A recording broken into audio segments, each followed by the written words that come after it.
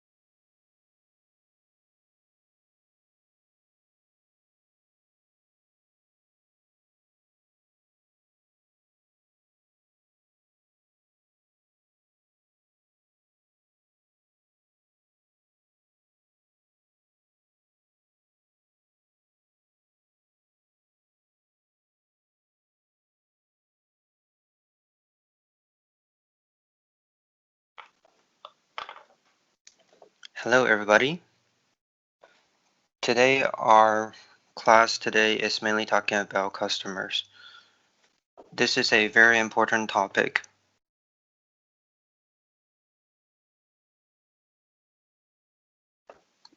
Customer is everything to us when we are doing the beauty industry. So today,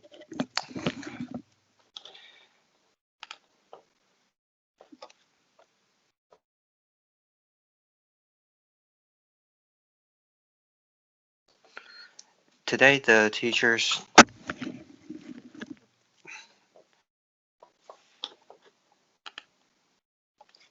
Now there will be two teachers today. The first is Kevin and the second will be Sergis.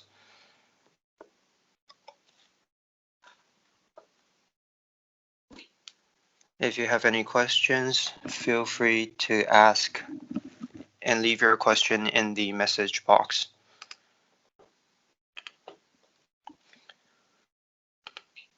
Now today's topic is basically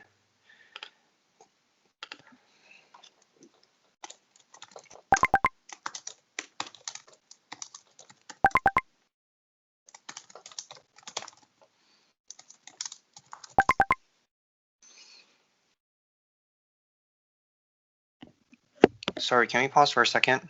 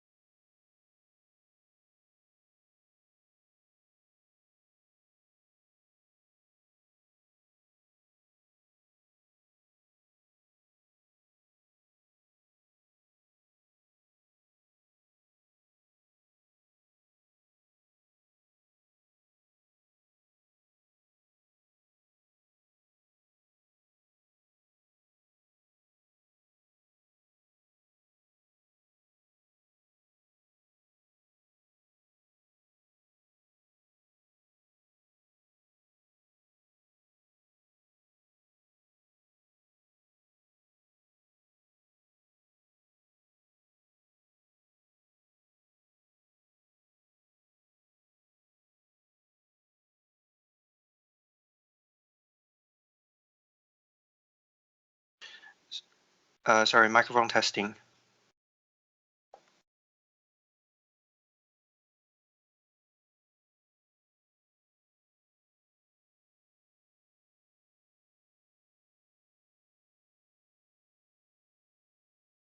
Microphone testing again.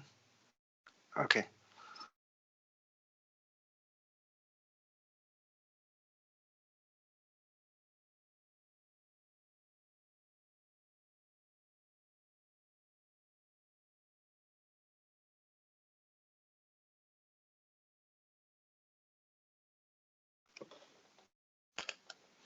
Hello, everybody. So today we'll talk about the customer service and communications. We'll basically talk about the communication skills and the consulting skills with the customers, and how do we deal with the customers appropriately and make them our common customers. So we'll also talk about the techniques to keep our customers. And this is also affecting our income stream. Now, when a customer follows us, we will have a bigger customer base, and after that, there will be some customer complaints. So when we encounter these kind of customer complaints, how do we deal with them? It will be very important, because the customer is our main revenue and source of income. So today, if you have any questions, feel free to leave it in the message box, and we will answer your questions in the very last part. The first part that we want to talk about today is consulting and also communication skills. What are the contents of customer service? When we have a new customer, or when someone calls in via the telephone, or maybe it is a first comer that comes to our store or comes to our workshop, we need to understand their basic information. By basic information, I mean first, that is the name of the client. So we need to establish a client database. It will be a database that can be used on paper, or maybe if you want to use a computer. It is very important, because this is your base of customers. Speaking of the basic information, that should include the gender, the name, the age, their occupation, and also their physical and mental health. We need to take all of these into consideration, especially if they have any illness or sickness, or if they are allergic to any food. These are all very important information when we provide customer service in the future, and also the products that we recommend them. So we need to be aware of these situations. So name, gender, and also the products they use, and also the courses they choose. These are very different. Also occupation. Occupation is where we can understand their potential buying capability. If today it is a student or a ordinary worker, then the revenue they can generate is different from those of other occupations. Then our promotions will need to customize according to their occupation. And also their physical and mental health basically determines what products they need to use in the future, or what kind of projects or courses they're going to go through when it comes to beauty treatment. So if the customer is allergic to a specific food, or if they have some medication and they're allergic to it, we need to be very careful when it comes to this. So we need to try to avoid these kind of situations. When we know this information, it will be better for us to provide the most appropriate service to our customers. Next, when the customer first comes to the store, whether it's the product side or if it's the beauty treatment, we need to allow the customers to understand the products that we are going to use. What are its functions? What are its features? And you need to have the clients understand very clearly what is going to be used inside the treatment. Whether it's a hairdressing or whether it's beauty treatment, all the tools, all the products, we need to allow the customers to understand what is going to be there, so that the customers will understand what they will go through and what products we're using. It is safe to use, and it is legal, and it is all natural, so that the customers can relax and put faith in us in the future process of the treatment. And so this could also build customer loyalty and trust. Thus, communication prior to the process is very important. Next, how do we introduce the promotions and durations to our customers? These are also very important topics. For example, if today a customer comes to us and this customer might be asking about facial processes or maybe beauty treatments or body treatments, we can tell them, today we have a special discount or a special promotion. It's only today. If you miss it, then you won't be able to have it next time. So these kind of promotions can stimulate their buying capabilities to kind of increase their willingness to pay more today. And also we need to talk to the clients about the duration of the whole treatment. Also, we need to explain our products to them. The duration of the treatment is something we need to communicate before with the customer. For example, if it's facial, it might be half an hour to 1 hour. Body treatments may take a longer time, so maybe it will take 2 hours. We need to allow the customers to understand the whole treatment and how long it is going to take, and then they will evaluate if they want to take it or not. Next, when customers come to our stores or our workshops, we need to allow the customers to understand our company, to introduce the company and allow the customers to get to know the company and earn their trust. Maybe we are a franchise, maybe we're a newly opened store, or it is a personal workshop. We need to increase these kind of bonds between us and the customers to increase their trust. In the future, the customer will have more loyalty to us because they trust us and they understand what a company we are. Then this will be very beneficial to the company's profits. Next, there are a few types of counseling when it comes to customers. If it is a new customer, it might be via telephone. So when we are consulting on the telephone, because we're not face-to-face, how do we keep the customers becomes a very important question. When the telephone rings, we need to answer the phone with very sincere voice saying that, hello, this is blah, blah, blah. How may I help you? What are you looking for? These kind of things. So first we need to leave the customer's telephone number, so we can do after treatment follow-ups. And next, we need some customer informations. What products are they asking for? What treatments are they asking for? These are all information that we can use in the future to keep track of this customer. And if you can close a deal via the telephone, then basically you will earn the trust of that customer. Now, because there is no face-to-face process via a telephone consulting process, so the skills and communication via the telephone is very, very important. If you can attract customers via the telephone and the customers are willing to come to the store to buy products and go through the treatment, then this becomes a very good revenue stream. So telephone consulting is very, very important. You need to be very friendly, very sincere, so that the customer won't feel any pressure. You need to treat them like one of yours, and so kind of like a friend or a family. So that kind of friendship will kind of bond together.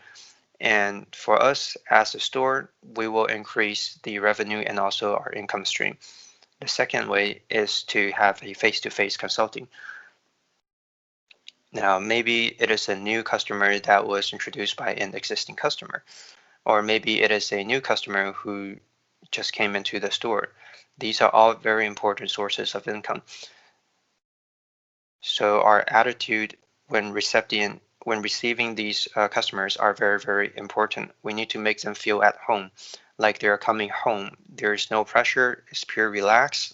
And if they're really in this situation of relax, we can also help them with their needs and demands. This is what is most important. So there are two types of consulting. The first is via telephone, and the second is a face-to-face consulting. And these are two main streams of customers in the future for us as well.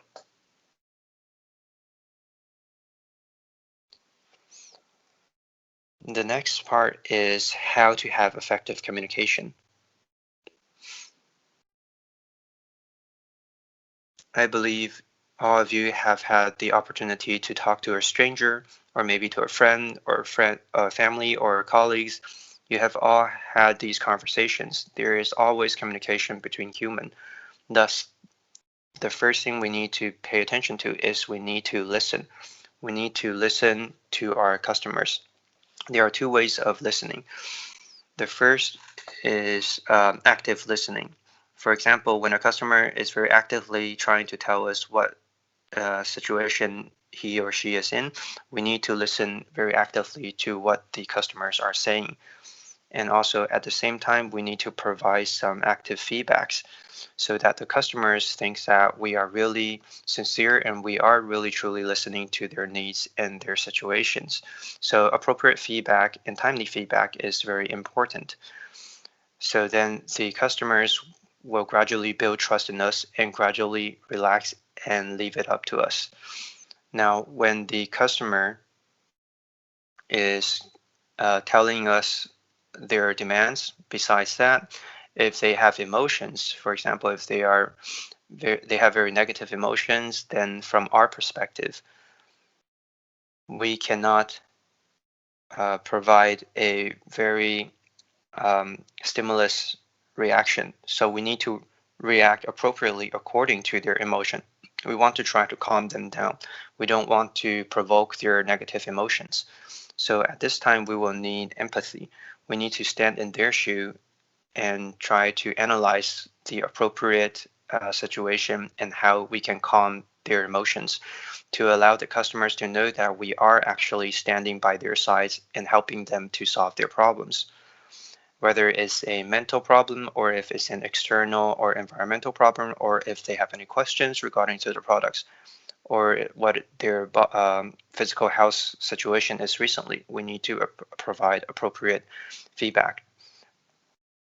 The next is when the customer is talking to us, we need to choose the right timing. So timing is everything. Don't interrupt the customer when they are trying to say something very actively. We don't want to give feedbacks at this time because they aren't listening at that time. Maybe today our customer thinks that he had a bad day with his partner or her partner, so they have a very negative energy and emotion. If we provide any feedbacks, we need to be very careful. We need to wait until they have blow off some steam, and at the right timing, we can try to calm them down.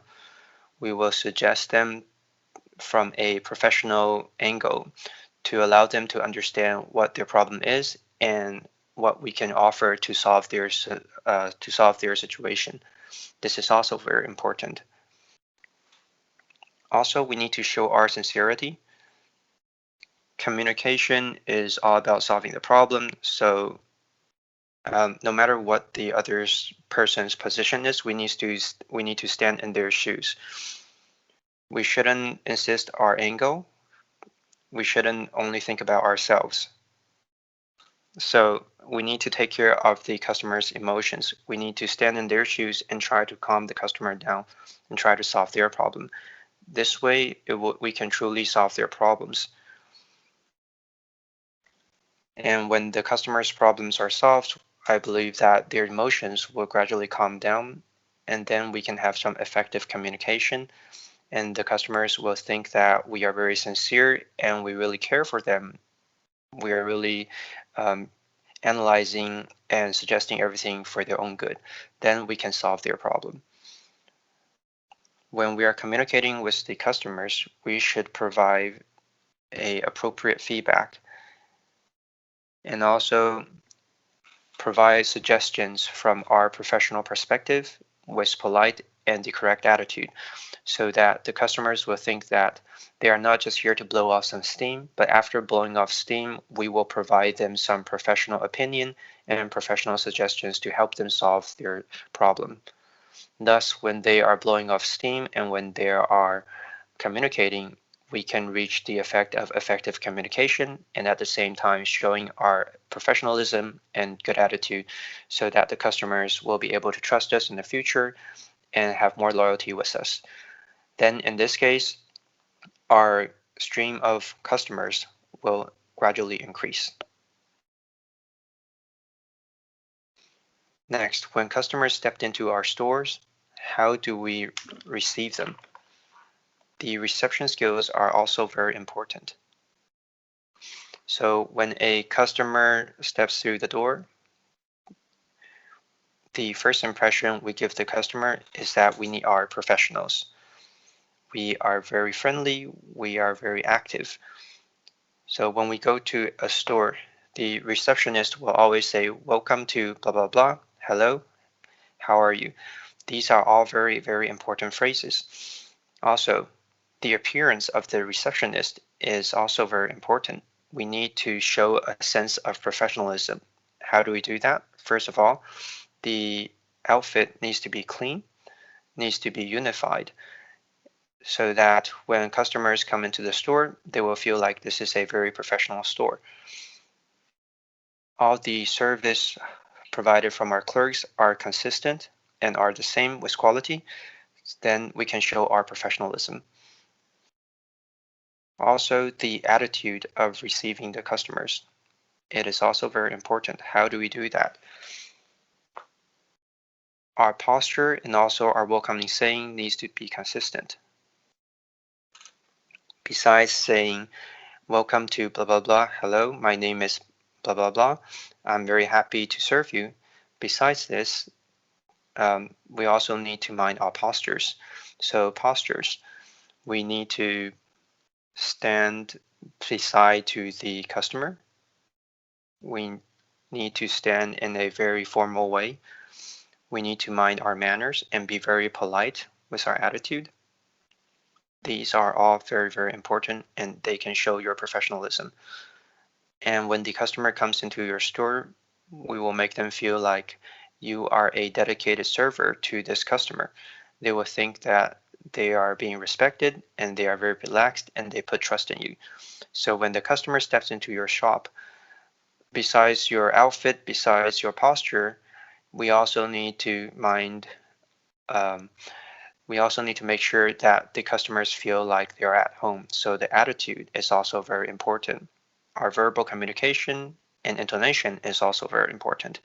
So when the customer steps into the store, the first thing we say is, "Hello, welcome to blah, blah, blah. My name is blah, blah, blah. It is my pleasure to serve you." Also, we need to look the client in the eye with a smile on our face.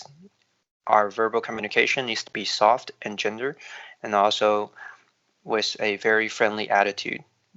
Also, we need to make sure that we show professionalism so that they will think our personnel are all very professional and are all very friendly and willing to help. So the customer will think that they can rely on us to solve their problems. This is our ultimate goal. Next, when the customers come to our stores and they see our products, they will have some questions. There are so many different products. Then during this time, our clerks should start to introduce our products to the customers. All our products are very professional, they are natural, and they can satisfy your needs. They are all very effective within a period of time, and also we are having a promotion right now. So this way the customer will understand the products that we have on display and what products are suitable to them.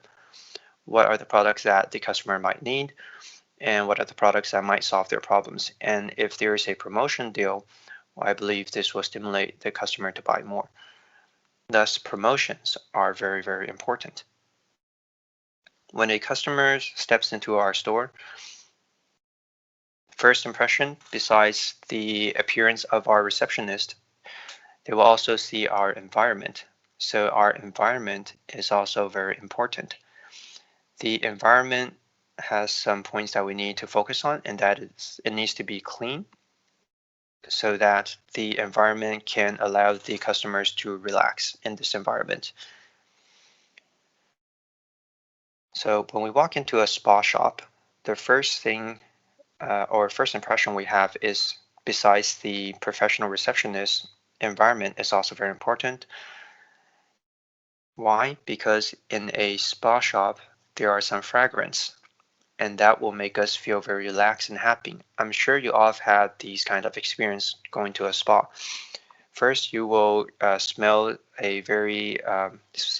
some fragrance inside the shop, and that will kind of relax you a bit, so you won't be nervous, and you will feel very relaxed and very light, and thus, I believe the customer will accept your shop more. So fragrance is also very, very important. If we walk into a shop and it has some fragrance and good environment, I believe that every customer coming to this shop will feel like they are at home and they will relax in this environment. Second, lighting is also very important. When we are relaxing, the lighting needs to be a bit more dim. It can't be very, very bright because it needs to kind of soften the whole environment. So it should be a dim yellowish light, so that when the customers come in, they will indulge themselves and relax in this environment. Now, besides the lighting, we also need to have some music. When we talk about music, it should be some soft and elegant music playing in the background. When the customers are basically surrounded by these dim lights and also very good fragrance and also very soft music, then I believe the customers will be very relaxed, and ourselves will also be really, really relaxed working in these environments. And then they will start to enjoy the services that we provide at our store. Now, besides the products, the environment, next we will talk about the emotional needs. Now, the beauty industry doesn't only take care of the physical and also mental, we also care about the emotions of our customers.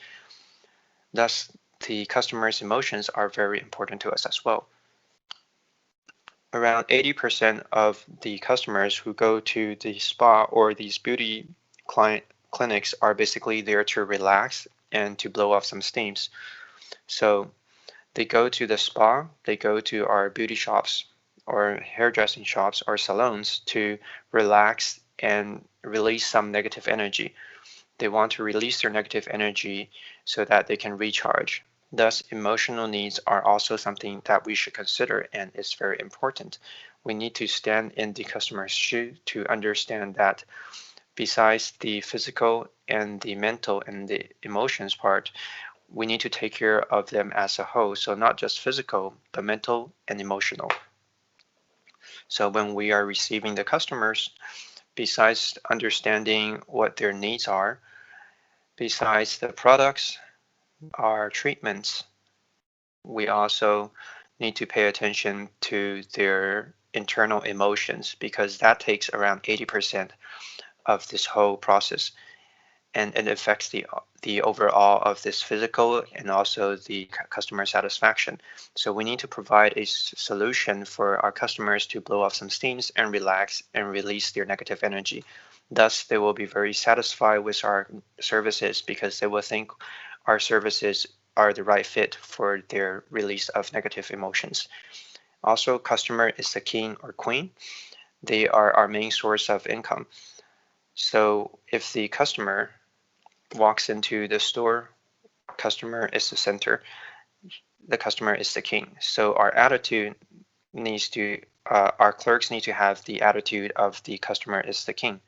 When a customer walks into our shop, then we need to greet them with very professional greetings, also be friendly and look at them very sincerely with a smile on our face, so that the customers think that they are being treated very well and respected, and also listen to the customer's needs. Now, we need to understand the customer's needs so that we can help the customers solve their problems and satisfy their needs. This is our goal, and this is the ultimate objective of the beauty industry, to let them relax and solve their problems for them to release some negative energy.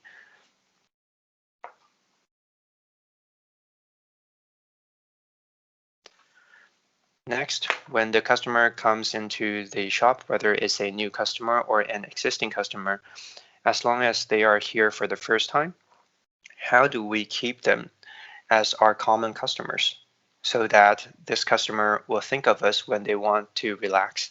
They will want to come back to purchase more products or treatments, come back to relax and enjoy the treatment. So keeping customer is very, very important.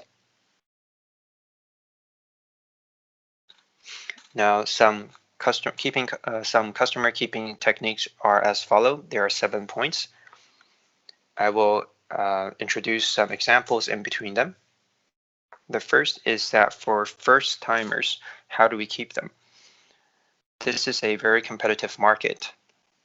Besides lowering the price, we also need to consider the environment, if it's relaxed or not, if it's clean or not. The environment will actually change a customer's mindset. If we can have them relax in our shop, then they will come back, and that is what is most important. So for first timers, we need to try to keep them as our common customers. Besides our professional service and attitude, and also knowledge and friendliness when receiving them, we need to customize it.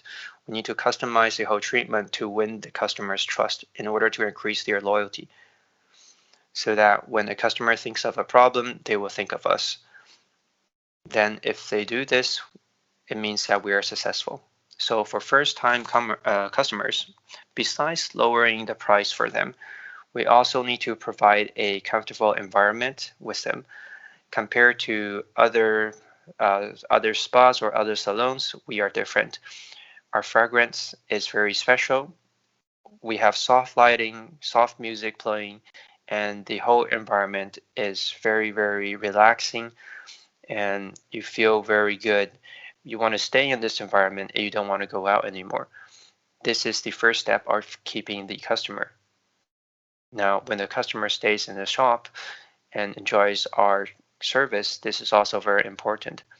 Our techniques, our professional knowledge is also ways to earn the customer's trust.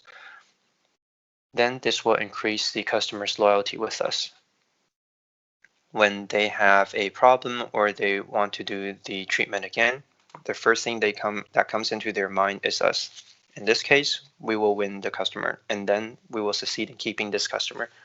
And also, when the first-time customer keeps coming back to us, he will also introduce us to his families, his friends, and also his relatives. So this is also a promotion for us as well. So besides keeping the first-time customers and solving their whole problem, we also want them to help promote and introduce their friends and families to us, because we are very professional, we have good attitude, we have a very, very relaxing environment, and it is different from other beauty salons. So then in this case, we call that a success. Now, when the customers keeps coming back, they enjoy the service, the treatment, and also use our products. The next step is to, once the treatment or the product is over, I will suggest the clerks to have a little chat with the customer, maybe over some privileges, and chat a bit with them and ask them about their experience. Explain to them what treatment has been done and how do they feel about the treatment. Does this solve your problem? Does it help you relax? So kind of get some customer feedback. So the after-service survey and after-service satisfaction chat is very, very important. So we need to communicate this after the whole treatment. We need to communicate with them the products that we have used, the treatments that they've gone through, the whole process of the spa, whether it's massage on the face or on the body. Are there any feedbacks from the customers? Does it meet your demand? Understand their satisfaction level, so that the customers will have a way to express how they feel. They will treat us as friends and not as a store or a seller. When the customer becomes a friend with us, that is when they will talk to us about their desire and also the truth about what they need. Once the whole treatment is over, we can also do a follow-up call the next day to increase the customer satisfaction. So we will call and say, hello, blah, blah, blah. How was the treatment yesterday? Do you feel different after the treatment, or do you feel uncomfortable? Is there anything we need to improve? How was the product that was used? Do you have any questions on using the products? Do you need any consulting services? Then the customer will think that, wow, this store is very, very good and very, very friendly in providing these suggestions. And they really do care for its customers. It's not that you come and buy a product and then that's it. Because if the customer comes to the shop and buys something and then that's it, then it will provide a very bad image. Like myself, I have had some experiences in the beauty salon. When I go to the shop, they were very friendly, but after doing the treatment, that's it. There's no contact anymore. I feel like I'm being abandoned after I paid for the treatment. So I was kind of wondering at that time, is it because I purchased something that was not very expensive, or is it because there's some other issues there that they don't want to talk to me anymore after the treatment?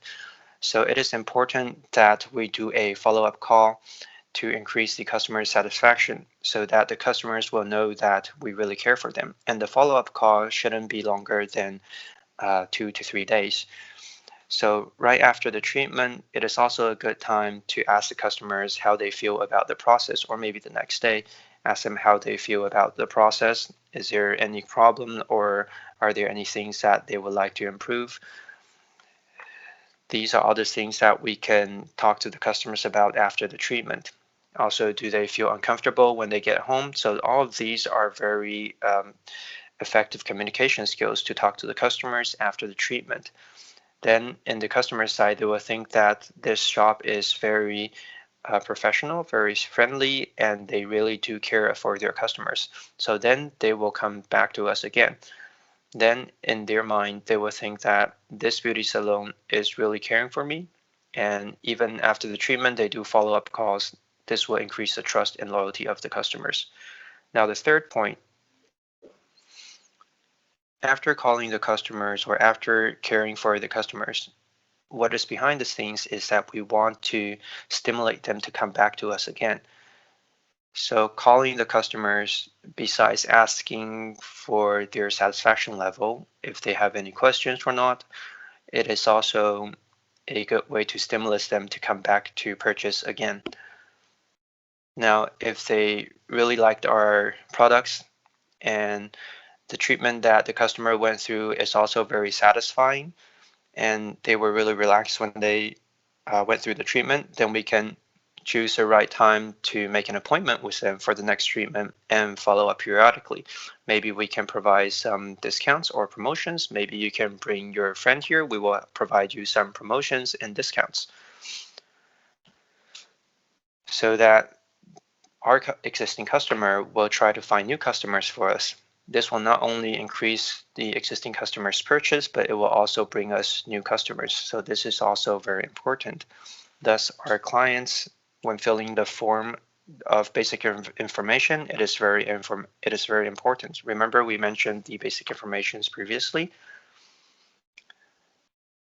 So we must have the name, the gender, the occupation, and also if they have any allergy, or maybe seafood, maybe some drugs, maybe they have gone through some surgery before. These are all details that we should pay attention to. The customer will think that we really care for them if we ask all these details. Number 4, how do we keep customers? Besides calling them via the telephone, on them asking them about if they have any questions using our products. Also, we can ask them if our attitude was okay. Product, basically, some customers will think that the product is no problem when they use it on site, but once they bring it back home, they will have some issues with the products. So in this case, if they think our product has some issues once they get home and we didn't do the follow-up call, then we will lose this customer. So the follow-up call via telephone is very important when it comes to these cases. Some customers use our products in the store and there's no problem. But once they go home, maybe they used it in the wrong way, or maybe they put too much product on, then it will also create some negative effects. So we need to follow up on these products and also on how our customers use our products. What is your process? Did they do it correctly? So in order to enhance all of this, our products quality and how they use the products, it is very important to do a follow-up call, because this is something that is related to if the customer will come back or not. So some customers, when they go home, they forgot how to use a product or they didn't use a product. So then they will think, hey, I went to this treatment, but then there's no effect after that. So because we all know that for facial treatment and also body treatments, it is better to apply products after the treatment to kind of maintain that effect. So using the product is very, very important after the treatment. So this is when we need to call the customers and talk to them and see if they really applied it correctly or if they encounter any problems. So we need to follow up and track all these things and let the customers understand that the right way to use the products and that it is very important to apply the products after the treatment. To have a good skin, you need to take care of your diet. You also need to choose the right product for you. And that also includes the process of applying that product and how to use it and how to store the products. So follow up on the satisfaction level of the service and also the products. Number 5 is to have some follow-up on the customers who bought the products and asked if they are satisfied. Now, some customers buy the product, but once they get home, they forgot about it and maybe they forgot how to use the products. This is also very important. Number 6, we should provide special promotions and discounts and some discounts news to customers. So this is why we say it is very important to keep the customer's email or line, these communication apps, or maybe Instagram, or some telephone numbers. These are all the ways that we can track and follow up with our customers. So when we have special promotions, we can send SMS, we can send Line, we can send WeChat, WhatsApp, all of these application apps, these messages to the customers and call them up and say, hey, next week is your birthday. We have a special birthday promotion for you. If you bring your family here, you can have a buy one, get one free promotion plan or these kind of discounts. This will increase the customers' willingness to come back, and this will also bring us new customers. So all of these new promotions and discounts need to be pushed to the customers periodically. So maybe it's Mother's Day or it's Father's Days. So for these holidays, it is the same thing. They are all very, very good points when we can stimulate the purchase of the customer. For example, next week is the Father's Day. Maybe if you bring your father here, we will provide a special discount. Then this will stimulate the customers to buy more, and it will also increase our new customers database. So special promotions are very, very important. We need to push these news to the customer side for them to know, because this is very important in increasing the customer stream of our store. Thus, follow up on these holidays and anniversaries and birthdays are very important. Now, number 7 is what I mentioned. Birthdays are very important. We need to keep in mind of the client's birthdays. Why do we need to do this? Because the clients will then think, wow, you guys are very, very friendly and very nice.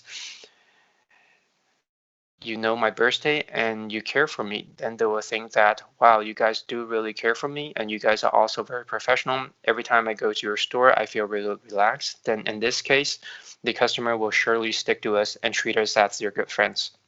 If they have any problems, they will first think of us. Then it means we have successfully captured the heart of this customer. And so when the customer's heart is facing towards us, this is when we call it success. This is very, very important. Now, besides the birthdays, also some greetings on special occasions and holidays are very important as well. We should keep contact with the customer and increase the bond between the customer and us. We can send some SMS or some communications app message and ask how the customers are doing lately. Maybe the weather is becoming colder now. Maybe you should put on an additional layer of clothes. So we don't want to always promote some discounts. We also want to care for them once in a while. Maybe it's becoming colder, then we can send a little notification saying that it's becoming colder. You should put on a jacket today, and with some greetings attached. Then these are all very good ways to keep the customer. When we accumulated the number of our customers, we will of course encounter some customer complaints. Now, I'm sure that all of you have had some experience with customer complaints. Whether it's a complaint on the product or a complaint on the service or the shop itself. If today we are running a business, we are say for example, a spa, we will have a lot of customers. After accumulating the number of customers, I believe the next stage we will face customer complaints. And I believe that everybody will have some experience with customer complaints. But when we encounter customer complaints, don't be afraid. It's actually not that scary. Judging from my experience, 80% of the customer complaints are all solvable. And basically, the customers are really just there to let off some steam. But how do we solve these customer complaints? This is something that's very technical. When customers start to complain, the first thing we want to try to do is to try to calm them down. Previously, I've answered a phone call, and they were saying hello, hello, and they were saying some very bad things inside the telephone, and they were very irritated and angry. Then I listened to them and didn't speak for a while. After she blew off some steam, I talked to her and say, I know you are our common customers. I will talk to the clerk who served you. What is your problem? How may I help you solve your problem? So the first thing we want to do is we want to try to calm their emotions. Do not engage in the customers when they are very angry and when they are shouting, or when they are very irritated, or when they are in the middle of their sentence. Don't respond that quick, because they will think that we're trying to reject her, we're trying to give her some reasons, we're trying to give her some excuses. So the first thing we need to do is to calm her emotions. First, calm the client's emotions, let them blow off some steam. Then slowly we try to calm them down, try to reason with her a bit. After that, listen to what her real problem is. Like I said, 80% of the customer complaints are really there to let off some steams on their emotions. Once they have blew off their steam, we will calm them down and listen to their needs and listen to their problems. We want to try to find the root cause of their problems. And we also, at the same time, we need to thank her for telling us this problem. We are very happy to help you solve these problems that you have encountered. And thank you for providing this feedback to us so that we can improve our qualities. And we want to really appreciate and thank the customer who complained, because they basically discovered the problem with us. So this can actually help us increase the customer satisfaction and also loyalty. Because there's customer complaint, then we will get to know where the problem is and where the issue is. We can overall increase our service quality. Thus, when customers call in, or maybe when a customer is in the shop and they are complaining, when they are blowing off steam, when they are very angry and shouting, then basically let them blow off some steams first. Then try to calm them down. Do not go head on head with them. Don't argue with them on the side. But absolutely don't argue with them, because once you start arguing with them, you will make the situation worse. So the first thing is to try to calm them down, let them blow off some steam so that they can cool down. And once they have calmed down, we will listen to what they have to say and make them understand that we are really here to help them solve their problems, and thank them for saying out this problem that they have met. And we want to thank them for letting us know that we have this problem. So calm them down, listen to them, and apologize. apologize to the customers. I'm sorry this happened to you. We are really willing to improve, and thank you for providing us this detail that made you so angry. It is really our bad, and we want to make it up to you, so that they will feel that we are very sincere in solving their problems. So it is not when a customer complaint happens, we argue with them. It is meaningless to argue with the customers. Once you argue with customers, you will make the situation worse, and the customer might never come back again. So the first thing is to let them blow off some steams and calm them down, listen to them, apologize to them, and cooperate with them. Tell them that I've noted your problem and I will report this problem to my manager. So I will call you again tomorrow to give you a follow-up on what the process is to your complaint. We really take your complaint seriously and we want to improve our quality, and we thank you for providing this. So maybe we can ask some details like, is it the product's problem, or is it our service quality problem? Is it our attitude? Is there something wrong with the treatment? Is there something that angers you? So we need to write all of these things down and put it into the record. So we need to let them know, hello, I'm blah, blah, blah. I'm very happy to help you deal with your problem. I will deal with this immediately and report it to my supervisor and get back to you tomorrow. So this is very important. Calm the person down. When they are very, very angry, calm them down first, and then listen to the customers and be patient to hear them out. So hear them out and not argue with them. After hearing them out, we need to communicate with them slowly and gradually. And then after that, we would let them know that we will help you solve your problems. Then in this case, this is how you deal with a customer complaint. Now, customer complaints are not scary. Our objective is to solve these customer complaints. So this is the key point that I'm trying to say. Now, if you have any questions on today's class, feel free to leave it in the dialog box. There is a 30-minute Q&A session at the end of today's session. This is my part for today. Now let's welcome our next teacher, Mr. Lin.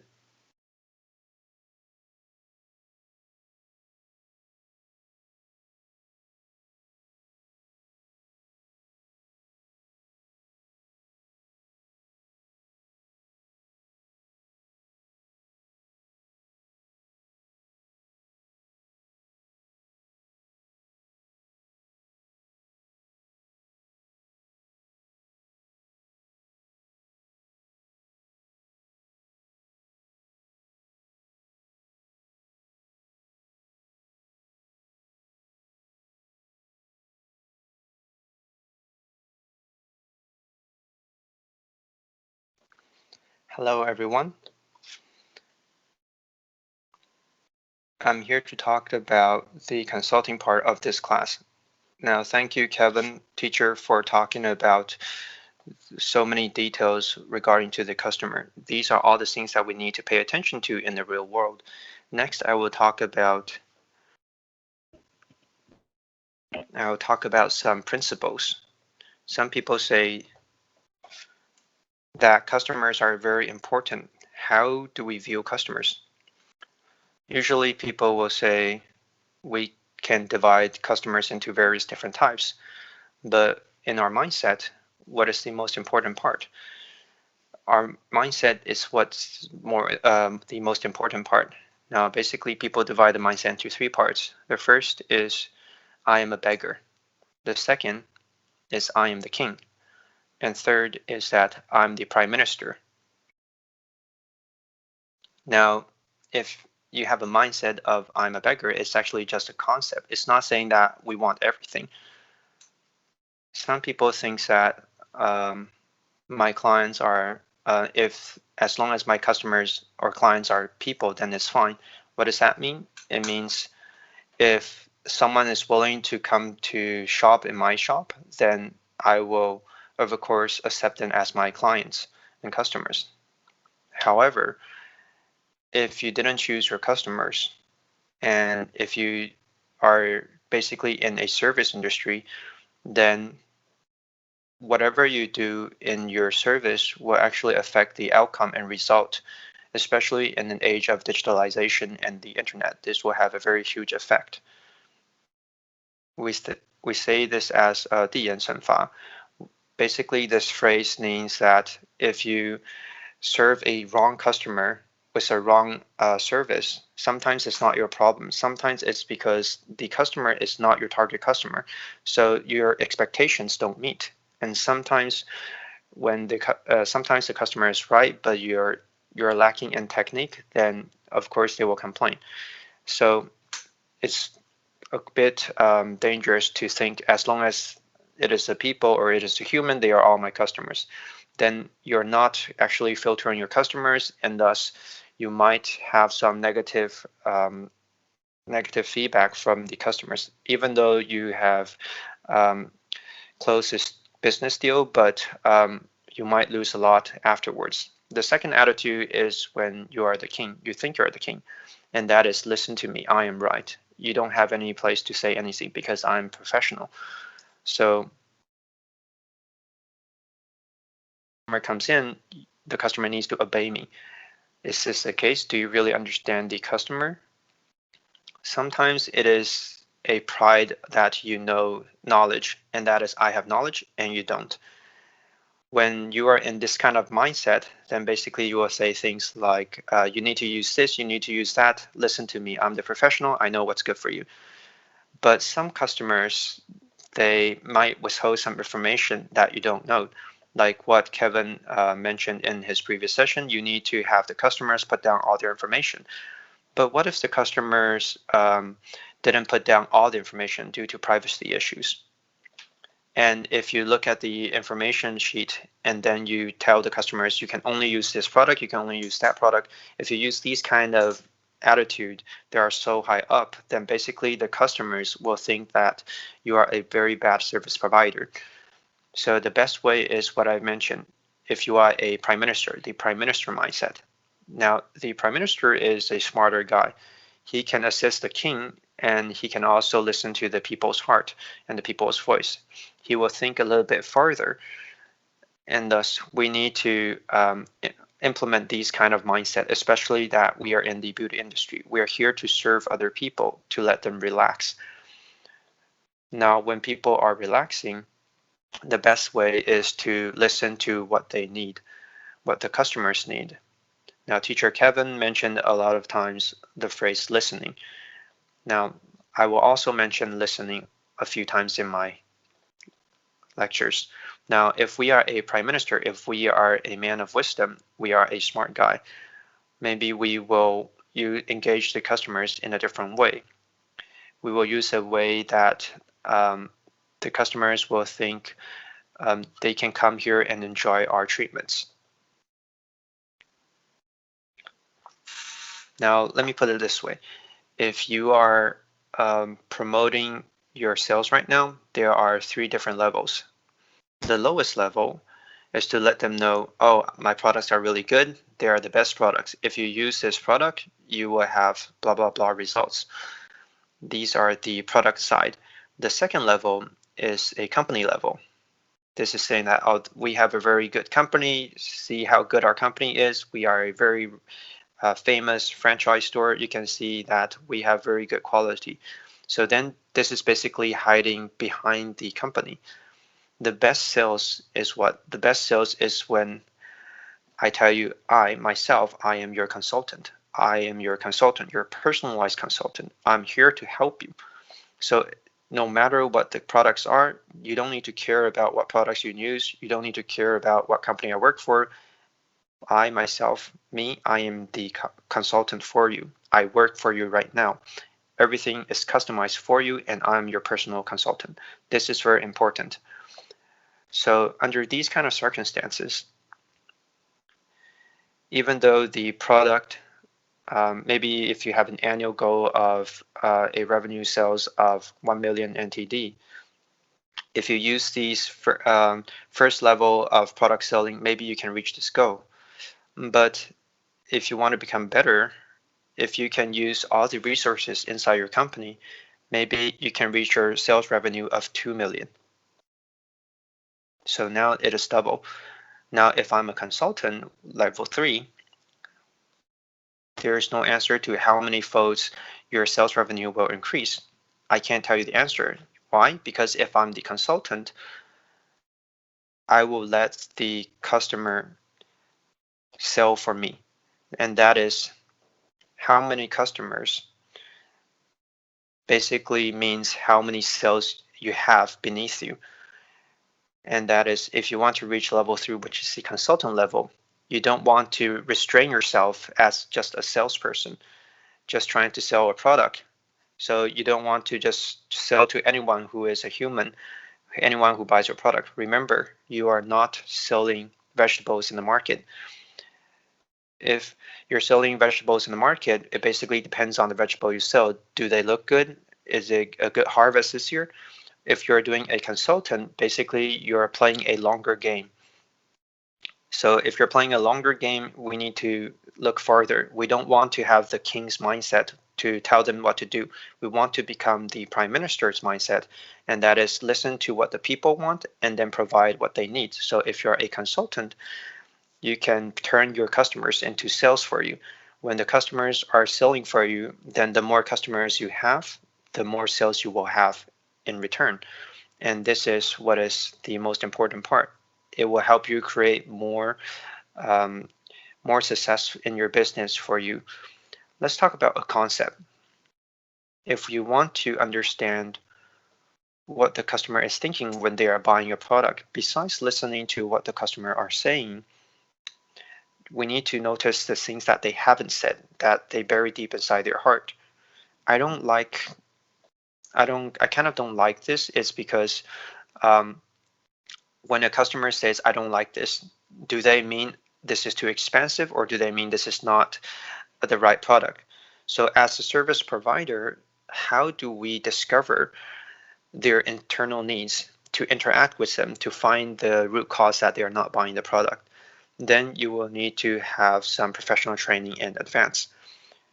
And that is the internal training inside the company. You need to have some drills going on. So different scenarios, different approaches. So if the customer asks something about the face, then what is the playbook for customers like this? What are the rules of engagement for customers when it comes to this question? So what is the service that you want to get from us? What are you looking for? These kind of questions. If they're specifically looking for hairdressing, then which color would you like on your hair? What is the length of your hair? Then there is basically a whole SOP, standard operating process, for you to engage with customers. And these questions inside the SOP will guide you to find the root cause and what the customer is thinking inside their heart. And that is what I've mentioned before. I don't like this. If a customer says, I don't like this, is it because it's too expensive? Or is it really true that they just don't like this product? Or is it they have some other opinions? We need to try to get that answer that's inside the customer's heart. Now, how do we turn the customer into a sales? You need to understand how to touch the customer. So what do I mean by touching the customer? It means that the customer truly trusts us. When they truly trust us, they will think, wow, such a great service, such a great experience. I must let other people know because this is so good. I benefited a lot. So let the customers trust you, and then they can accept the quality and the service that you provide to them, and they will promote it for you. So for example, if we talk about skincare, talk about hairdressing, we can all do this at home. Why do I need to go to a salon for this? Well, the main reason is because I come here because it is more comfortable when compared to home. Sometimes we need to have a sense of a ritual.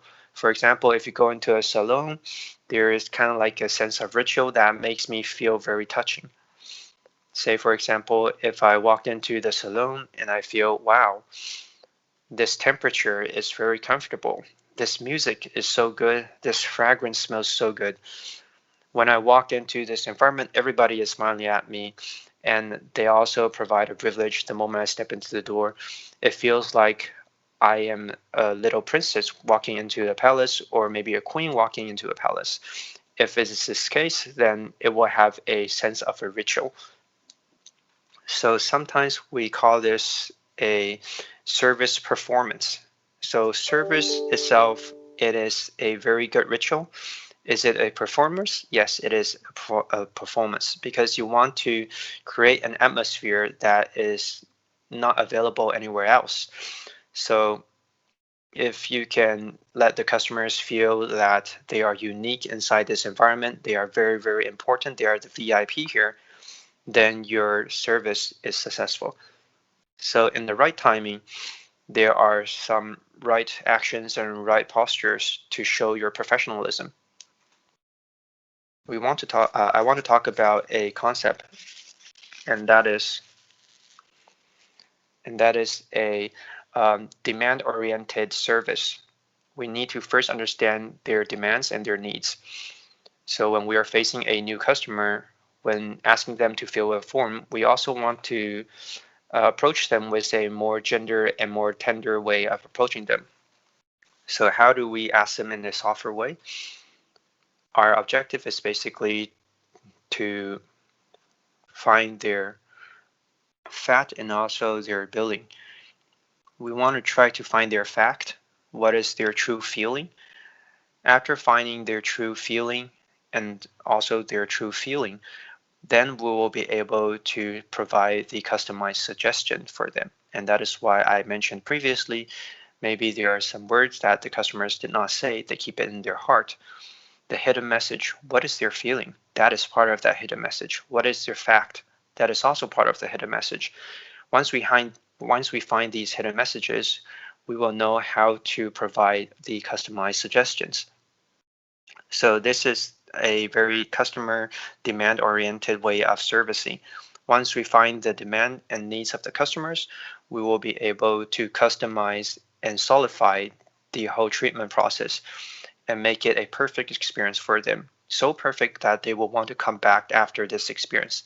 Now, why did I mention rhythm? The rhythm is also very important. Now here we need to bring in the international courtesy or adequate. We need to smile and nod to the customers and look them in the eyes. If we want to raise the whole ritual sense, then we can raise the whole level of adequate, maybe from an international level. And that is when they something that they don't experience in their daily life. Now, if we raise the whole bar, then all the clerks and all the servers, all the receptionists inside the shops, they know the international adequate, then basically you will have a better quality service. And these customers will feel like they are international VIPs. And the benefit of this is that sometimes foreign customers will also come and shop in their stores. So you will also catch the eyes of foreign customers. So they will have very good impression. Now, impressions is a very interesting term. People usually say, I care a lot about my impression in the other's eyes. If foreign customers have very good impression on your salon or beauty clinic, then they will help you promote your store in the international community with his friends, with her friends back home. So this will help you get more foreign customers in the future. So when a foreigner comes to your country and they see a tour, they will think, today I'm so tired, wow, there's this beauty salon, let's go here and give it a try. And when they have tried it and they are very satisfied with it, maybe in the end you will have attracted foreign customers too. And this is something that maybe you've never thought before, because in the international and internet age, you need to kind of think outside the box. For example, in Taiwan, there was this little food stand. And in the past, it is just for a place for local Taiwanese to get some cheap food. But then there was a time when a Japanese went to this little food stand, and after he ate there, he realized that the owner of the store actually knows how to speak a bit of Japanese and also introduces the Japanese how to eat the cuisine. And due to this very friendly gesture, and is his conversation with the customers. After this Japanese went back to Japan, more Japanese people came to Taiwan and went to this food stand because of the news that the Japanese told them. So it kind of creates a chain reaction. And that is, Taiwanese people started to realize, why are there so many Japanese people going to this food stop, this food stand? So more and more Taiwanese went to this food stand as well. So then it kind of creates a very positive cycle. So that is, do not restrict your services to just locals. Have a wider horizon, broaden your horizons, and don't set any limitations to your services. This is a sense of ritual, and this is also a sense of touching the customer's heart, because this will create something very unexpected in the future, and that is very good for you. Now, if we want to be a consultant, how do we do it? Consulting selling is basically not just showing your professionalism, but it also shows that your customers can also accept your professionalism. Now, how do we trust our customers that we are really professionals and they can trust us? We are not just here to demand you to do something as a king and have them trust you, that we are actually here to assist you as the prime minister. I'm thinking in your shoes, because a lot of people will say you're very good, you're great, and you speak very highly of someone, but after that, what they do is different from what the customers expect. So how do we establish our image as a consultant? How do we do this? There are 7 steps. Now, the 7 steps are basically there to help you promote your image as a consultant. Let me talk about the conclusion first. A good salesperson is a good listener, is a sister, is a brother to the customer. It is someone who is there to accompany the customers. What do I mean by accompany? That is, when they go shopping, I'm there by their side. This is very good brand. This product is really good. But if you want to buy, you can buy that product or that product instead. They will not tell them you can only buy which product, but they will accompany them to try different products and provide their suggestions. All right, now talking about the 7 steps, let's talk about the first step. The first is we need to balance the problem and the suggestion. The problem is the customer's problem, and suggestion is my suggestion. There needs to be a balance between the two. So what is this balance? Because we're talking about, we need to understand the customer's problem first, and then I provide my suggestion to solve your problem.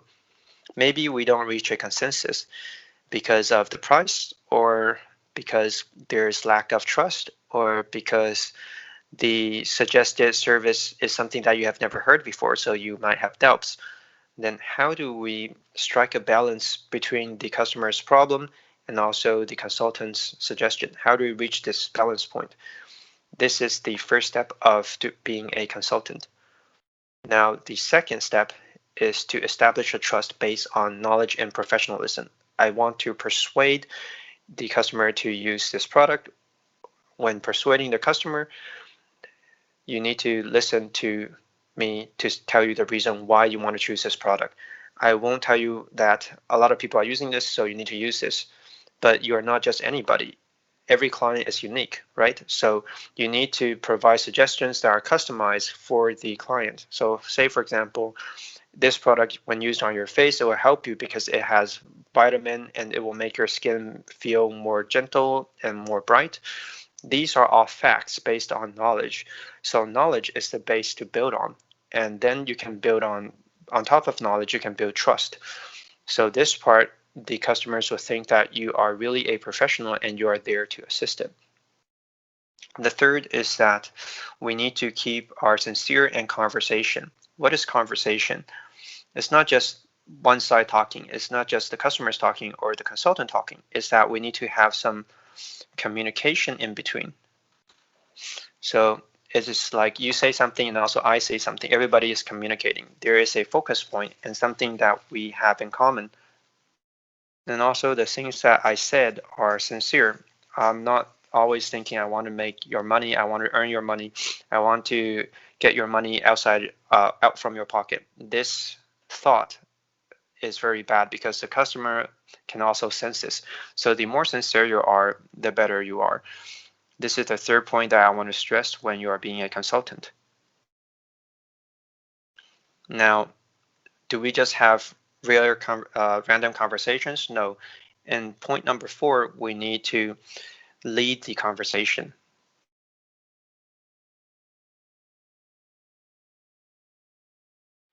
When the customer walks into your shop, we talk about the beauty industry and the services that we can provide. Now, these services are basically customized for the customer.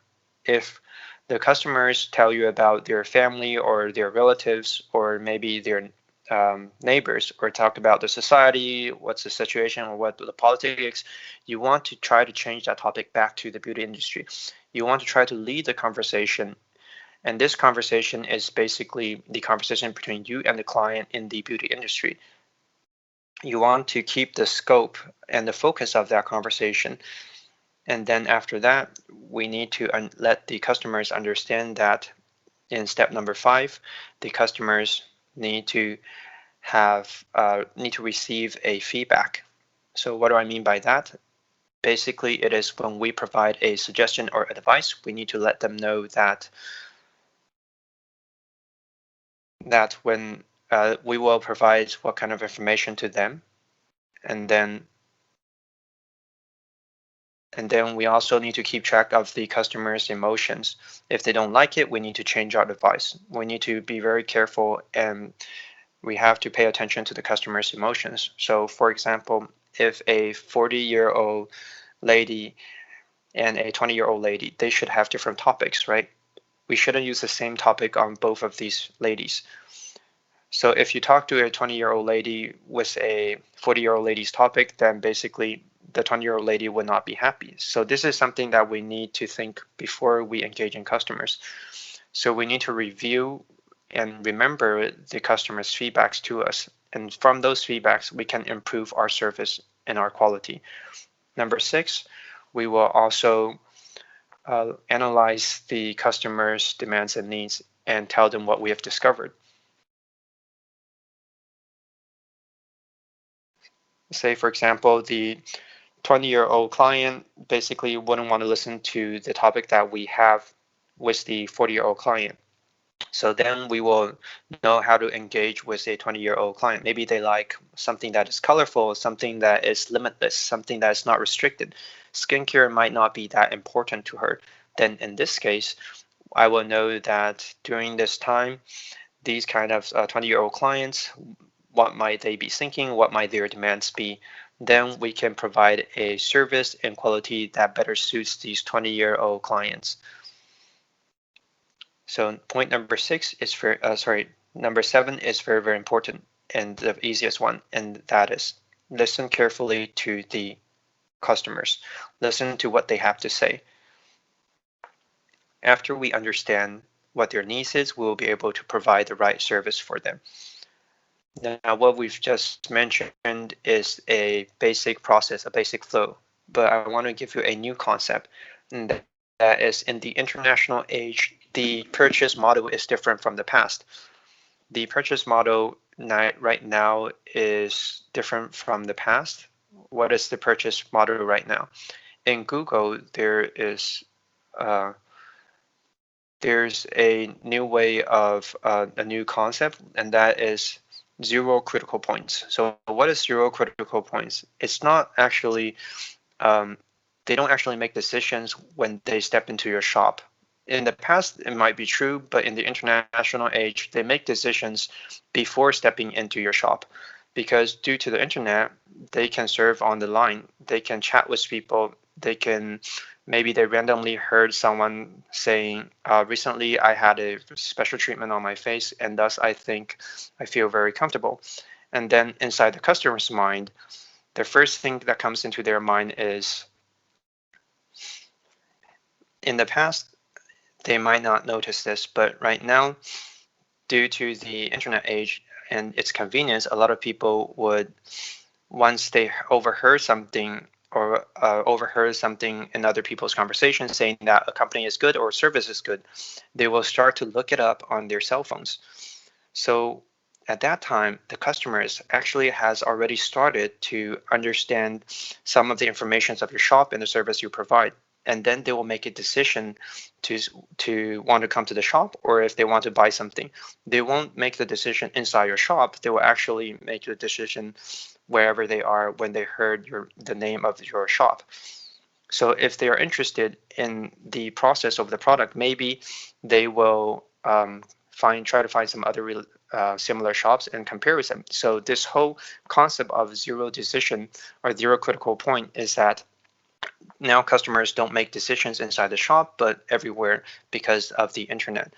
Now, because they don't need to go to the site to have a face-to-face interaction with you, and they don't need to go to the site to look at the products, they can just look at it on the internet. So then if they decide to buy something, they might be saving already. So there was an experiment in 2016, 88% of the American customers, before making a decision, they will participate in the so-called zero critical point decision making. Now, this is in 2016. When the internet becomes more popular, this effect will have more influence on the people. Now, 88% of American customers, when they are having conversations and having daily chats, they will start to look up companies and products on their cell phones during those chats. Now, there's also something that's very interesting, and that is Google, until now, it realized that when a person is trying to decide if they want to buy something, they will actually ask around 10.4 media sources or reviews to support them in their decision making. So before they actually go to the shop to purchase or go online to purchase, they will actually look up a lot of information. So then they will look up from different media sources. Does your company, does your product actually fit their demands? So you need to make sure that when they are searching for these medias, that your company is also part of these medias and it has media exposure. So in the past, what you need is a banner above your store and also some flags outside your store. But right now, you also need to consider your internet exposure. When they realize that you have a shop and you provide these services, then basically they will think about your shop when they want some body treatment or beauty treatments. And then they will think, I think I've heard someone who said that this shop is really good or which product is really good. And then at this time, they have the consciousness of going to these beauty salons. And what happens next is that they will look for these salons. But what's important is that, is your product, is your shop searchable? Does it have internet exposure? Because when the customers have demands and they want to look for services and they go online and they find all the shops, but they are not your shops, then basically they won't choose you because they don't even see you.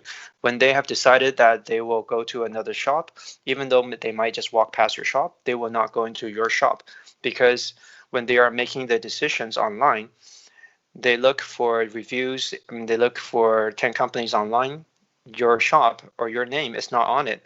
So once they have already made that decision, even though that store that they have chose to go to is just right next to you, even if that store might be smaller than your store, then because they have already made that decision, so they would just walk past your store and go to that small shop that they have already determined to go. So the first thing that we mentioned, cautiousness.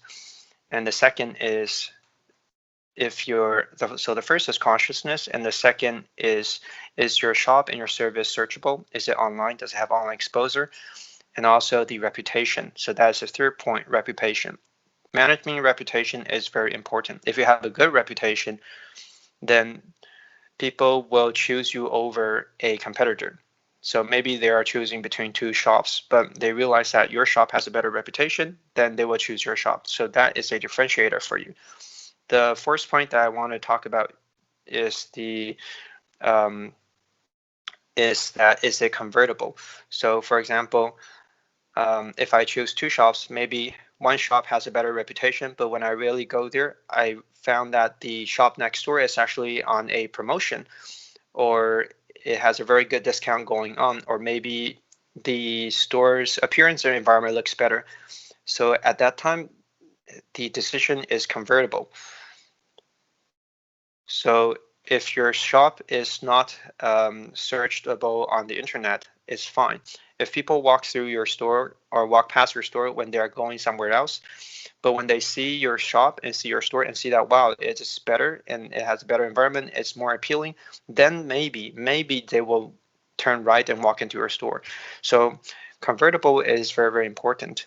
Now, although a lot of things are dependent on the internet, but we also need to take care of the physical appearance of the shop and the store. So when you have managed the promotion, the marketing, and also the physical part of your shop, basically this is this is all the things that will affect the customer's decision. Now we have cautiousness, we have internet exposure, we have reputation. The next part is also a very important thing. Now, as mentioned before, a very good consultant is when you have your customers selling for you instead of you selling yourself. Now, this is why I mentioned the touching way of selling. So we will utilize the opportunities of each customer. We will provide the best quality of service for each customer.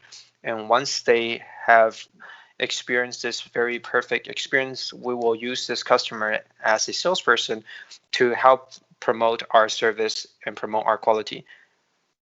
So we need to grab this opportunity of changing our customers into our sales so that they will help us promote our products in the future. So this is something that is changed and something that is very important in the age of the internet.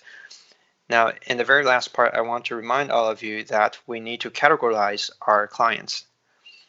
Now, categorizing our clients is not just trying to find the right match. It is basically saying that you should provide the best quality of service to your target audience. And you also need to manage your existing customers because everybody's resource is limited. Where you spent your resource is critical. Who spent the most money? Maybe have it labeled 1 to 5. Who comes the most often? Who came recently? If we divide all of these criteria into 5 different levels, we will have 125 points.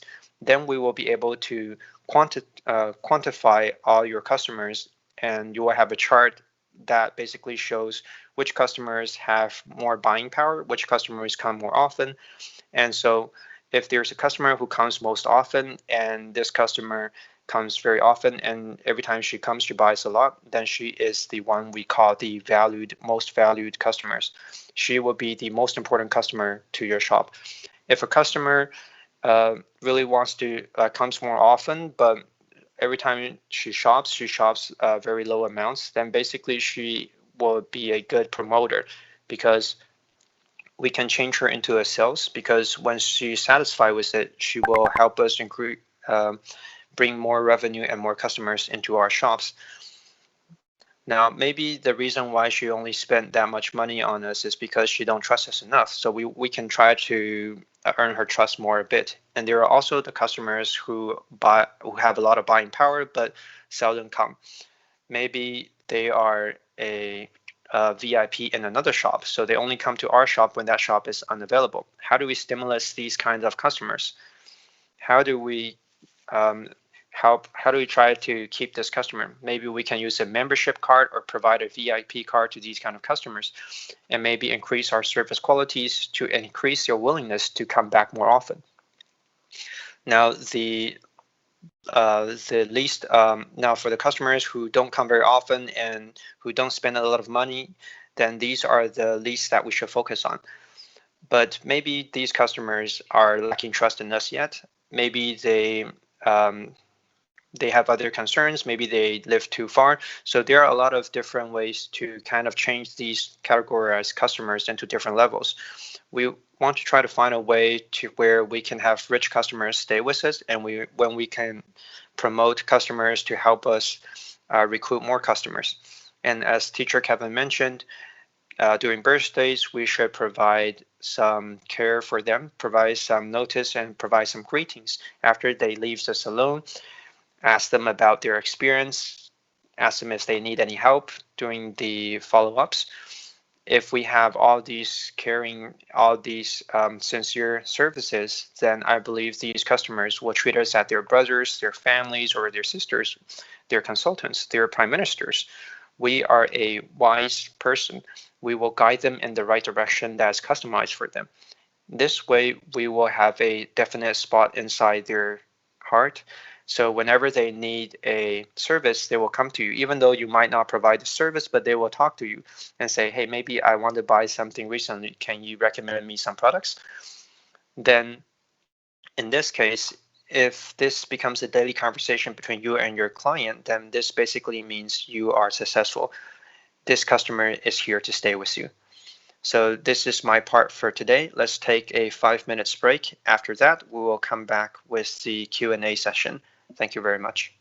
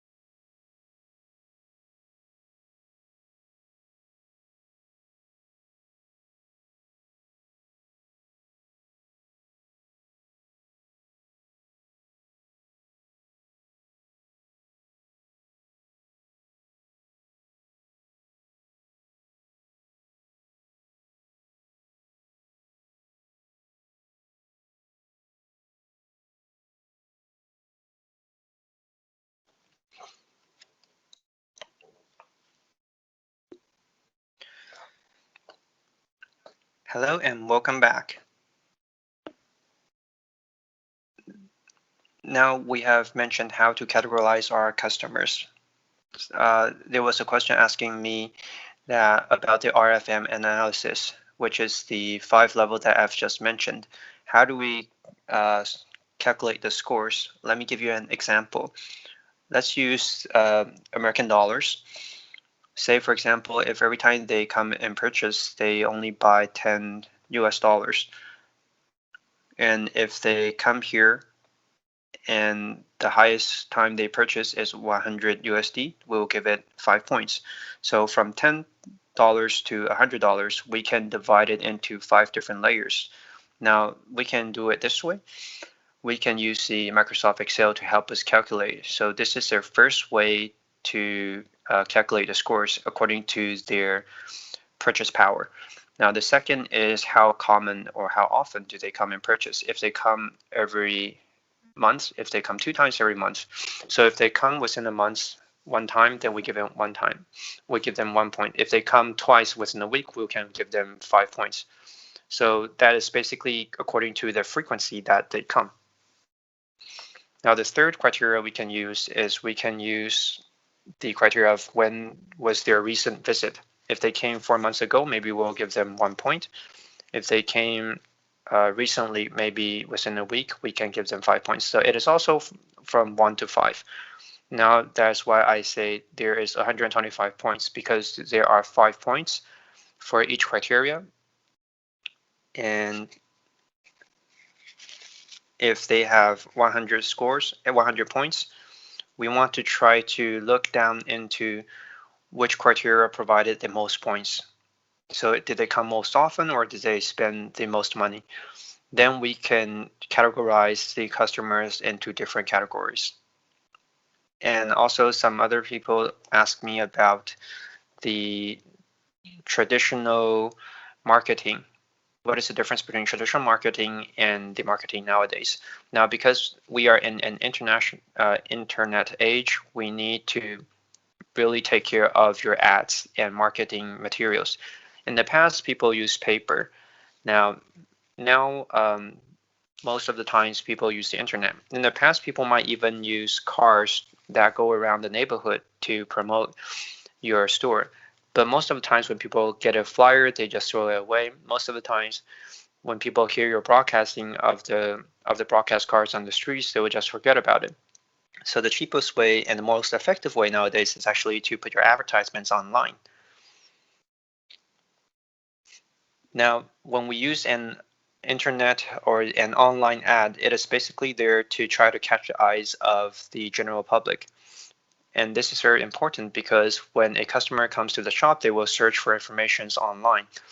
They will go online for opinions and reviews, and they might even find 10 similar companies or 10 similar products before they choose to buy a product or when they choose to go to a company.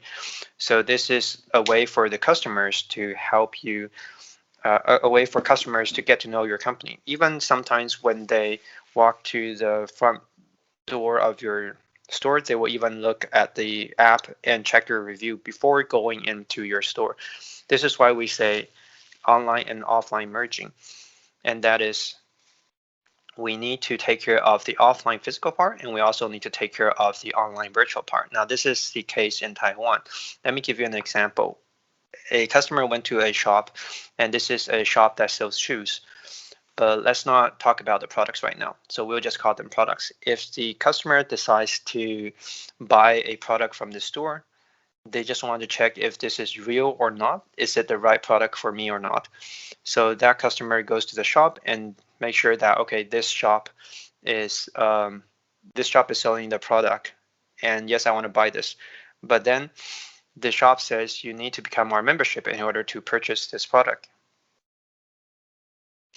And that is on site. The clerk will help the customer apply to become a member of that shop. Once the customer becomes the member of that store will provide a 20% off. Now, of course, everyone who buys from the shop needs to become a membership first. So everything is actually just 20% off. Now, once you become the member, the store will have your basic information, your height, your shoe length, the width of your feet, and a lot of these basic information of your feet. And The clerk can even tell you, because this is very heavy, I can help you deliver this to your house, maybe within 3 hours or the next day. Now, of course, if someone goes to your shop and goes through a treatment, after they have gone through the treatment, maybe they want to go shopping later, maybe they are going to a party later. If they still need to carry a lot of products that they just purchased, it is very heavy for them. And that is, I would suggest you to take this approach, that is to make them your membership and also help your memberships deliver their products to their house. On the next day, when you meet them, you can promote your products on the next day and you will have something to talk about. And of course, another very important question is, can your customers find you? That is also a key fact. For example, on Facebook, can they find you? Can they find your shop on Facebook? Are the informations on Facebook able to allow your customers understand you more, to gain trust from your customers? If they believe in you, how do we create these trust? We need to, for example, hear other people saying something good about you and we see your service is really good, or maybe we've gone through the service ourselves, then we will gradually establish trust. So whether you like it or not, most people will have reviews on the internet. So on the reviews part, if they see that you provide a good service, then if they see these kind of reviews, the customers are more willing to trust you. If you provide a good service, a lot of people would like to share what is good with your friends and families. And these kind of sharings is something that we want to generate over time, constantly. And this is what I'm saying, changing our customers into our sales. Have them promote for you. Now, how do we show our products in our shops on the internet? How do we change them into our customers? We need to make it easy for them to find the reviews of your shop, easy for them to find your company introduction, simply for them to make a reservation online, make an appointment online, make the whole process very easy for them. Then through this very good service quality, you will be able to create your customer loyalty. And also we need to take care of the CRM, the customer relationship management part. Once you take care of this part, they will become your loyal customers. Now this is my answer to the question that was asked later. Hello everyone. Now regarding to a question of customer complaint, now I want to share a case with you regarding to customer complaint. And that is, a person complained in 2 places. As Mr. Ling mentioned, right now we are in the age of the internet. Everything is virtual, and the service might also be online service. I believe all of you have had the experience of shopping online. Now, the case I want to share with you is a 30-ish lady. She is my client. She usually buys her products online previously, but there was this one time when my shop was providing some discounts and promotions, and that is buy one get one free. And so if 2 customers come, one of them is free. This 30-ish client, she saw this advertisement, she saw this promotion, and basically we posted this promotion online to spread the news. And so she called us and asked us about the promotion. She made an appointment on the day. I remember it was Mother's Day, so we had this special promotion. If you bring your mother here, then your mother is free. So this lady brought her mother here to enjoy our beauty treatment, our beauty spa. It was pretty successful in the beginning. First, they went through the facial massage, facial spa. Everything was good at the moment. The whole process was smooth and okay. They were satisfied with the service. And then after the treatment, when they went back, maybe 3 days after they finished the treatment, the 3rd day after she finished the treatment, she called and asked, on blah blah blah day, I had a treatment with switch massages. My mom is feeling great, but however, I feel like my face on the 3rd day and 4th days, my whole face is a little bit itchy and things started to pop up. And so she asked me what was going on. So at that day, I was the one who answered the phone. So I double checked the track in the logs, and I realized who the massage was and who the therapist was. So because her mother is a bit more older, so the effects will be more obvious. But because the daughter, because she is also a sales and she works in a company like an ordinary sales, and in the daytime, because she didn't really put on some sunblocks when she was running as a sales outside on the streets. So some therapists, they forgot to talk to their clients and remind them that this skincare product can only be used at night. Because the customer who called me, she is a sales and she needs to run to a lot of customers outside on the streets, so she would be under the sun all day. And on that day, I asked her, how do you use your skincare products? Because she was really angry at the time when she called me. She thinks that my product sucks and they are really bad. And I told her to calm down and explain to me. And so for the 3 minutes that she complained, I didn't say a thing. I listened to her and what her problem was. So I told her, okay, it's fine, don't worry. You can come to our spa salon after your work. Let me get to know you more. Let me understand what your situation is. And I try to calm her down. And then after 5 to 10 minutes, she kind of calmed down. So she cooled down and she started to listen to me. So I talked to her. So Miss, let me understand what is going on. So can you come to our spa salon maybe 5 or 6 p.m.? And so that day she really came to the salon. Although she was still a bit angry when she came to the salon, I told her, okay, it's fine. Let me understand your whole situation. So you came to our salon on Sunday and everything was okay once you went back. And she said, yes, I did become brighter and beautiful and more whitening. But then on the third day, why is why does my face become itchy? So I asked her how she used the products, because Sunday was Mother's Day and she came to the salon because on that day there were so many customers, and at that time the service provider forgot to tell her and remind her that this skincare product, this brightening skincare product, can only be used at night. And so she forgot to remind the customers to only apply it at night. So that's why I say explaining details to the customers are very important. The correct way of applying the products are also very, very important on that day, because the therapist or the service provider forgot to remind them that this skincare product can only be used at night.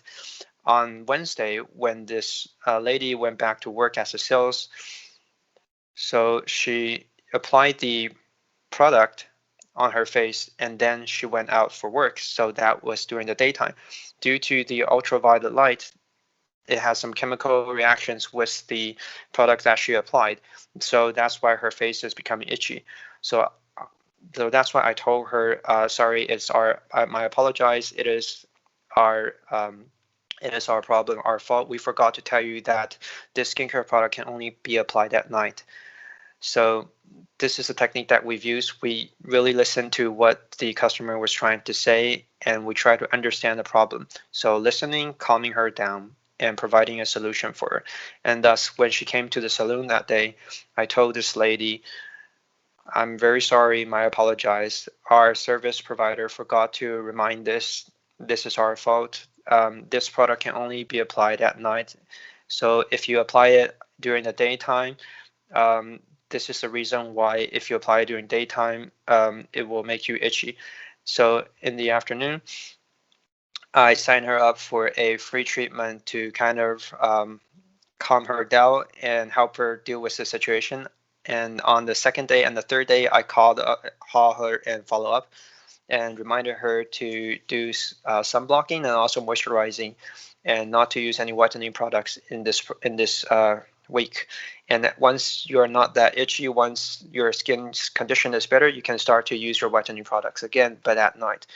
And I tracked this case for over a week and show my care for her. And on the third week, after her skin became brighter and in a better condition, and that reached her satisfaction, and she's very satisfied with her skin at that time. and that is they need to be white, they need to be a bit shiny, and it makes her look very young on her face.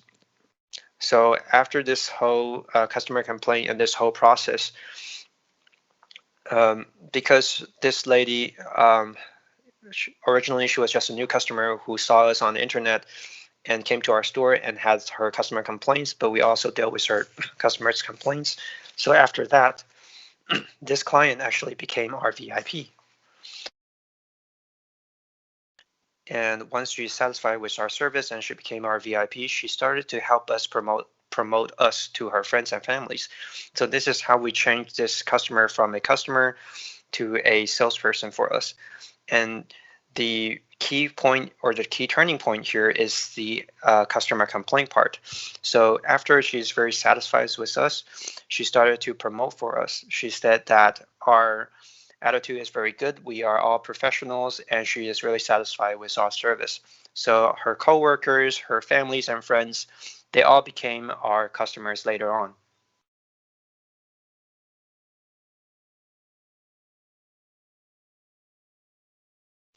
So I started to ask her about her past experience. She said she basically buy her products on the internet. Now, because one time when she was shopping on the internet, she also did a customer complaint to that vendor, and that vendor didn't provide her a very satisfactory result and answer. That's why she started to turn to physical shops. And thus, this case actually teaches us that customer complaints are not bad, and they can be resolved. And if we deal with them correctly, we can change a customer into a permanent customer and even a VIP customer. And this is basically how we turn this customer into our sales. They can help us promote our products, our service, and our quality. And as Mr. Ling mentioned, using our customers as our sales is the ultimate objective. So this is the case that I want to share with you. A 30-year-old potential customer becoming our customer and then satisfying with our quality and then providing us some customer complaints. And after that, we dealt with her customer complaint, and later on she became our VIP and a very good advocate for us. So this is a very typical case showing that customer complaints are solvable. And once you solve a customer complaint, this customer has the potential to become our VIP and our advocate. So when customers step into your shop, besides providing them a very professional and good service attitude, a very good environment, as Mr. Ling mentioned, patience and listening to what they have, what they need, is what is also very important, and that is our ultimate goal. Thank you.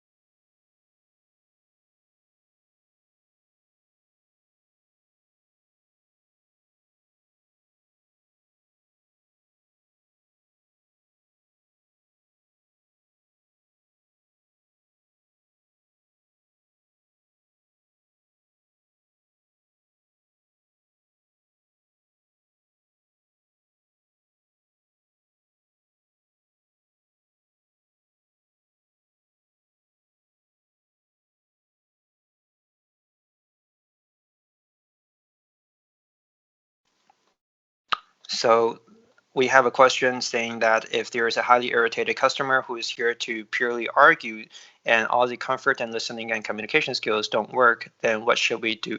Should we try to communicate with them further, or should we quit? Regarding to this question, basically, we believe that we will observe first. When this customer is starting to argue with us, we will basically have a group of people who will go and prepare a individual space with good fragrance, with some privileges to create a good atmosphere. And so when this customer goes into that unique space, she will be a little bit more relaxed, because the first thing we want to try to avoid is to have this customer affecting other customers. So maybe she has a personal grudge on one of the clerks, or maybe she has other reasons. We don't know. So we need to identify the problem, but at the same time, we need to isolate her in an individual space, or she might affect our business. So once we have this individual space ready for her, we will ask her to this space, and we will talk to her and say that our highest manager will come and talk to her. Maybe the highest manager is not here, but basically we will say this person is the highest manager at the moment, and this manager or this person will listen patiently to this customer complaint. So you just have to listen, because the customer doesn't want to argue with us, doesn't want to let us talk. So we will just need to listen. So we will just let her blow off steam there. Maybe it is a space, this individual space is just a individual room, or it can be any other room. But in this room, this customer complaining will not be able to influence and affect other customers. And once this whole customer is done arguing and is calmed down and has finished all the privilege and food, then basically that is good.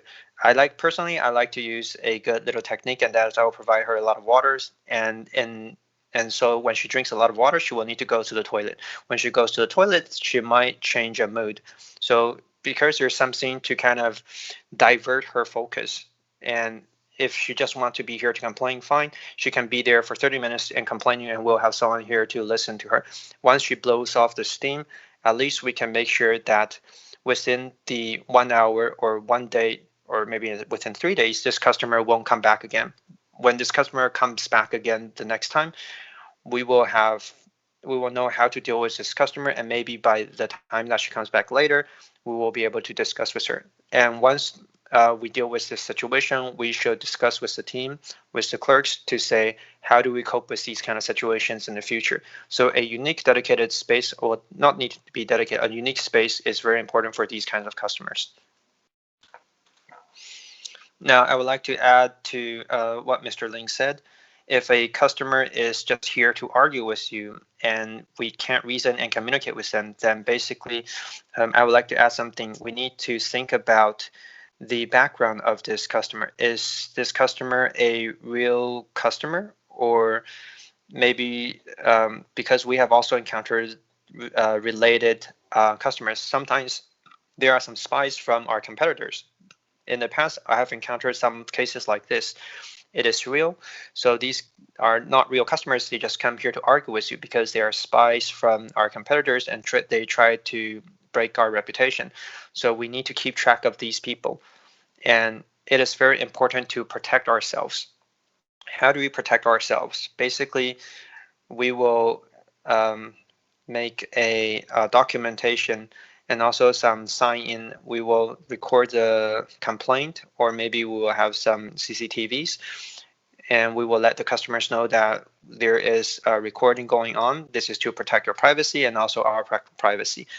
And so if there is the customer who is just purely here to argue, and then we realize that she was just a spy because she's not a customer, and her objective is to destroy our reputation, so we need to protect ourselves. But if it is a real customer, then I would suggest to do what Mr. Ling suggested, a unique space for the customer to blow off their steams.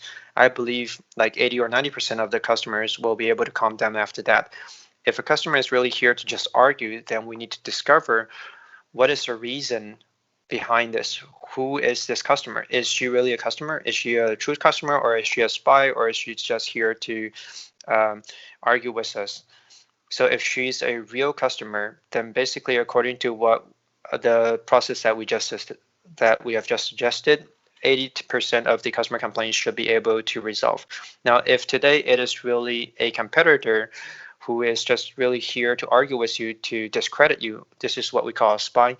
This is not a customer. We need to protect ourselves. So recordings are very, very important. So So we need to take care of these kinds of situations. So we need to protect ourselves, and protect our customers. As Mr. Ling has mentioned, we have an individual space for us to listen to the customer complaints and blow off their steams. The most important is do not affect our existing customers who are also in the store and the service that they are going through.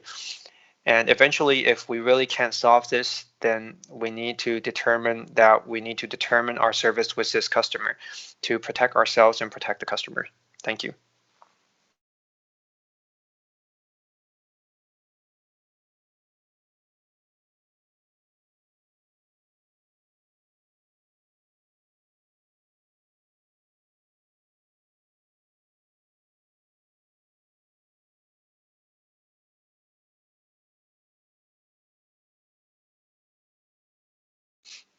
So everything that we've talked about regarding to the customer today, it is basically using a sincere attitude to treat our customers.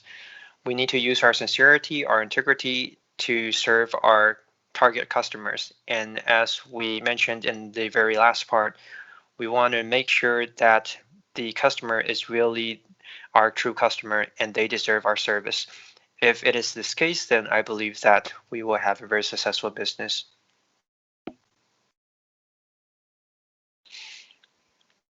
Now, when we're opening a business, whether it's online or it's a physical store, our main income stream is our customer. Customer is our main income and our main revenue income. So serving our customers with the right attitude and best quality is our objective. When we have a good service quality, good reviews, and good experiences, we'll turn our customers into our sales. Professionalism also plays a very important part as well. As Mr. Ling mentioned, a good customer will have good service qualities and good products. Don't be afraid when you have encountered customer complaints. We will try to calm them down, listen to them, apologize, and try to solve their problems. Thus, we can turn a customer complaint into a successful resolving case, and our business can continue. Thank you. Thank you very much for your attendance today. I hope that in the future we will have more opportunity to meet with each other to provide more information. Thank you very much.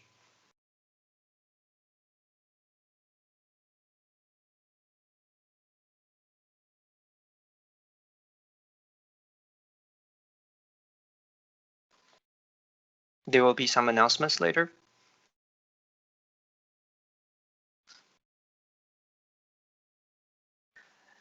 Hello everyone, there are a few announcements to make.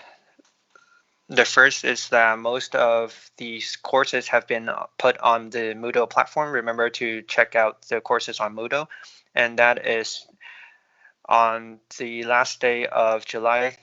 Remember to turn in your practice video homeworks, and that is body care, acupuncture point massage, and also remember to embed what you've learned in the courses to your practice videos.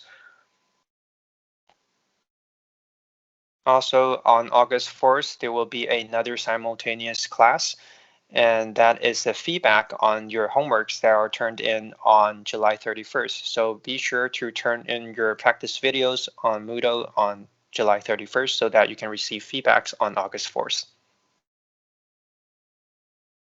Also, on August 11th, we will have the closing ceremony of the course. So on this ceremony, we will hope that you can create a video, and the video is basically the things that you have learned from this course. If you have any innovative ideas, what will you create? Everyone will have a 15-minute video. So you will have you will need to record a 5-minute video and also a 10-minute practice, and then we will choose the top 3, and the top 3 winners will basically have some very good prize.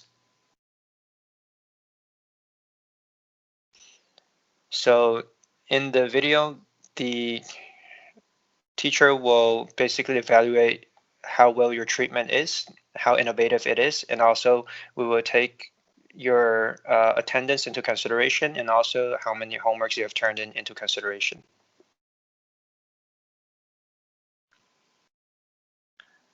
So above are the announcements. Thank you very much. We hope that you turn in your homeworks on time, and thank you very much for attending today's class.